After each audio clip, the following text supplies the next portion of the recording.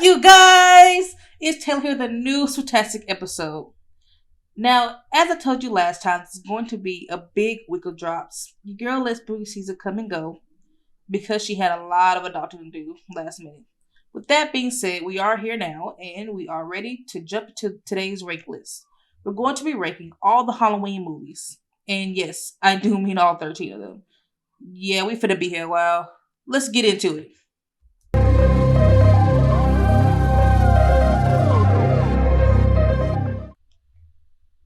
For this list, we finna go backwards because it's my channel and I can do it around one. With that being said, taking the worst spot on this list for the worst thing that could have happened to this franchise is Halloween 6. Now, I know some of y'all thought I was going to say Halloween Kills, but after I finish setting the scene, you finna understand me. This one is kind of like a set with movies 4 and 6. It also ends the original Halloween timeline for better or for worse. And we can do a video about the different timelines later. After the events of 4 and 5, which built a little bit on the supernatural aspect of Halloween, this movie takes a whole nother level and goes full cult evil curse on the franchise. Furthermore, this one might also be the most fucked up on the list because they had this man sexually assault and kill his fucking niece. This one has so many screwed up storylines that I can't even begin to touch base on so much of it. Like somebody really said, let's just throw some ish together and call it a day. I don't even know, but that's all I have to say on that one. We're going to go ahead and move. In 12th place, we have Halloween Kills. Now, here's the thing. I just watched this the other day fully for a few reasons. One, I had been avoiding the franchise since they released the 2018 film. I also watched recently, on purpose. The other reason is I had seen a few clips and just knew it was stupid. And the last reason is my mom and dad advised me not to try and watch this movie. It wasn't until I told them I was doing this podcast that they agreed that I would have to suffer through it. One of the few things I had to say is this. How you gonna let this movie set black folk back like that? Like a chick really sat here and shot herself in the face like, what the heck? This man was walking around causing chaos while Jamie Lee was in recovery. He cut off all the old survivors he could just because all while a random idiot thought it would be a good idea to jump in trying to play hero. Yeah, nah, I'm good on that one. Taking the 12th spot, we have Halloween Ends.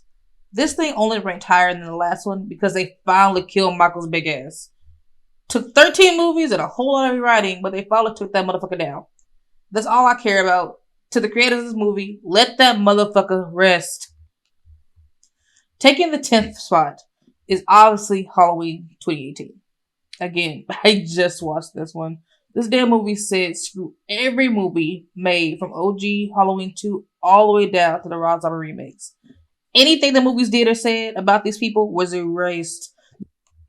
The writers really said screw 6 to 8 movies without a second thought. Screw the daughter he raped. Screw the fact she had a son. Screw that he had thrown off a fucking roof. Screw all that.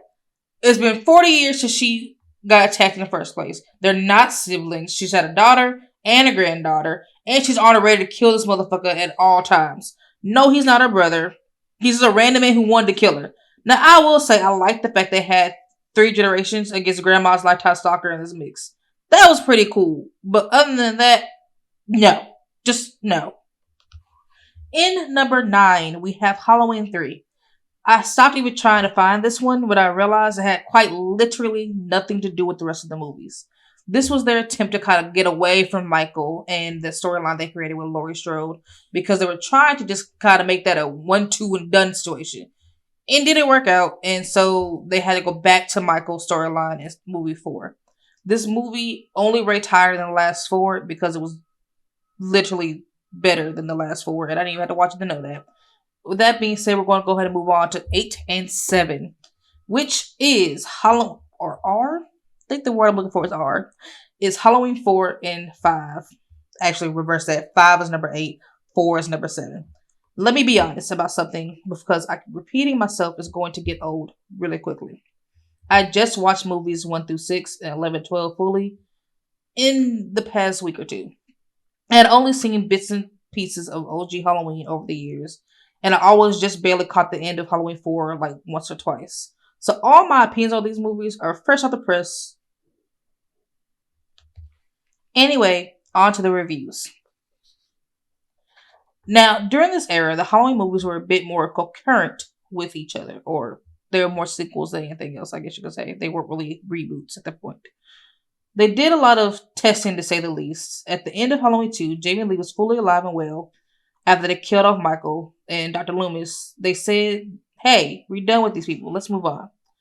Well, that didn't go so well. She had to rewrite the movie history and not only brought back Loomis and Michael, but killed Jamie Lee off and gave her a daughter, the first of many children they would get rid of.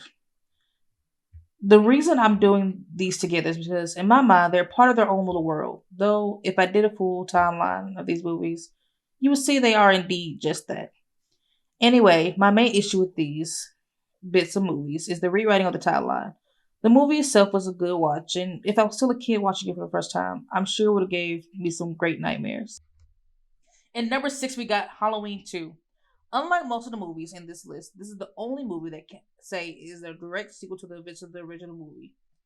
Only for most of it to be erased later on.